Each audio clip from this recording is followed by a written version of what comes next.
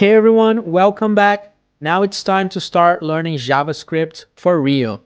And the first thing we need to ask ourselves is why JavaScript? Well, if you're coming from my HTML and CSS course, you know that we can build beautiful websites using these two languages. So this is the project we finished in the last section. This is a beautiful front page of a website. This is hosted online. It's fully responsive. It's loading beautifully on mobile devices and all that. But there's one problem with this page. This is a static page. The only thing the users can do with this is just scrolling up and down and clicking on links. So there's no interaction. With JavaScript, we'll add a layer of interactivity that will make our websites much richer in terms of usability.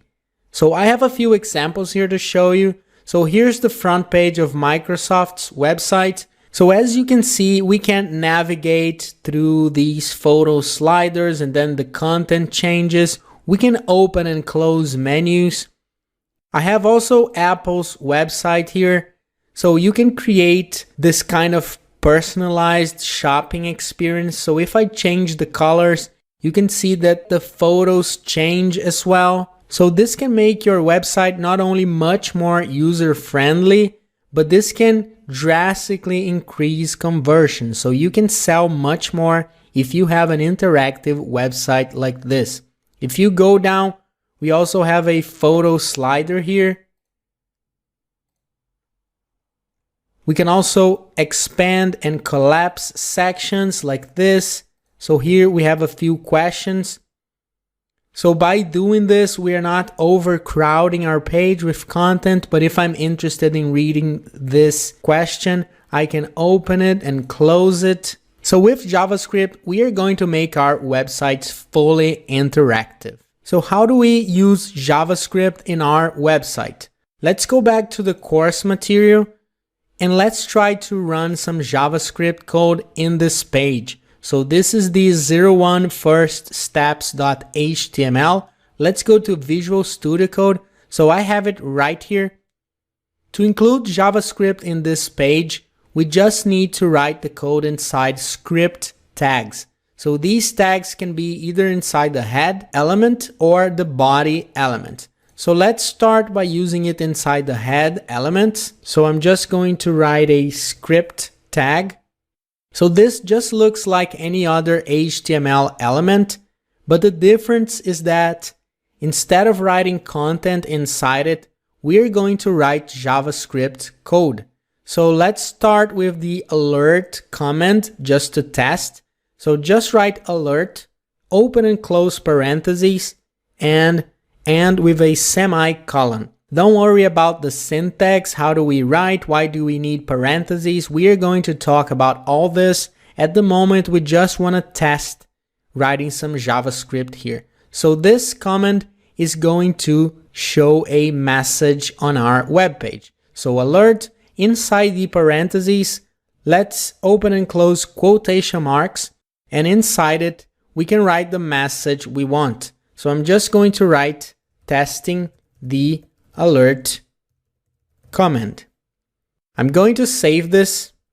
And if I go back to the website and refresh it, you can see that we are already running JavaScript on our page. So this is the message that we sent through the alert comment. Let's click OK, and now our page is going to load. So this is one way of using JavaScript. In some cases, we are going to use it inside the head element, but normally the most recommended thing in most cases is including it inside the body element right before closing it. So let's go to the end of the body element. Here it is.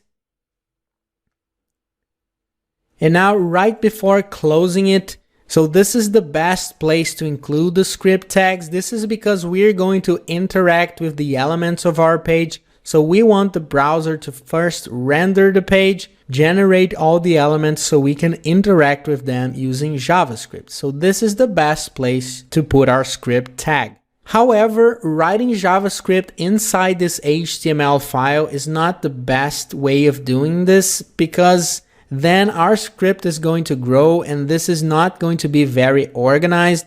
So the best thing is placing our JavaScript code in separate files. So instead of doing this, let's go to the JS folder. Right now it's an empty folder, but we can create a new file here. So I'm going to create a new file called scripts.js. So JS is the extension for JavaScript files. So here it is. And now I'm going to cut this command with Ctrl X. I'm just going to paste it inside this file.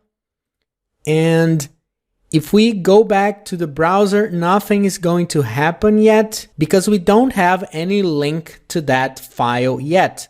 So we are still going to use the script tag, but instead of writing scripts inside it, we are just going to use it as a link. So we are going to use the source attribute, so src.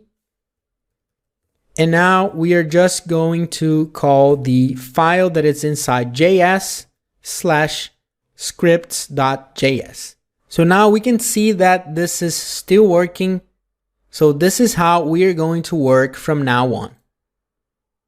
Now going back to Visual Studio Code, if you go to the other files, you will see that I already included a link to this file in all of them. So you don't have to do it again. I just left it undone on the first file so we could do together, but you don't have to worry about this anymore. All the other files we are going to work from now on already have the link. So we are ready to start learning a few more JavaScript commands. I just want to show you one more useful command that you can use. So instead of using the alert, I'm going to copy this and I'm going to paste it right after. And instead of using alert, I'm just going to use console.log. So this time, let's write a different message so we can differentiate. So testing the console.log command. So let's save this. Now refreshing the page, we can see the message sent using the alert command. And to see the message sent using the console.log, we can just right click on the page and go to inspect. And then if you go to the console, we can see our message being printed right here. The messages we send to the console are not for the users. The users are never gonna come here. But this is an extremely useful tool to identify mistakes in our code and to understand what our JavaScript code is doing, as you are going to see in the next few lessons.